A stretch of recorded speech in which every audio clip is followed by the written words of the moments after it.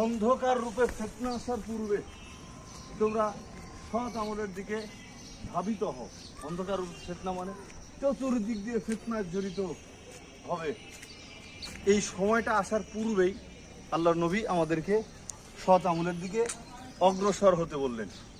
তো তারপরে কি বললেন, যে মানুষ এই সময়টাতে সকালবেলাতে মুমিন হয়ে জাগ্রত হবে ঠিকই, বিকেল হতে হতে ফিতনা এমনভাবে পতিত হবে সে আর মুমিন থাকবে না, কাফের হয়ে যাবে। অথবা বিকেল বেলাতে মুমিন থাকবে, সকাল হতে হতে এমন ফিতনায় জর্জরিত হবে সে সকালবেলায় কাফের হয়ে ঘুম থেকে জাগ্রত হবে। এ কারণে আমাদের উচিত প্রত্যেকটা সময়কে মূল্যায়ন করা। ক্ষমতার দাপট কোশ্চিনকালেও না দেখানোই উত্তম। ক্ষমতা দেখেন, এখানে ক্ষমতা ছিল কিন্তু ক্ষমতা চিরস্থায়ী নেই। সেই রাজ্য আছে একদম দেশের কি বলে আলোচিত একটা পর্যটন কেন্দ্র হিসেবে এটা পরিচিত হয়েছে, যদিও এখনো ছিন্ন ভিন্ন পরিস্থিতি, হাজার দুয়ারি রাজবাড়ি।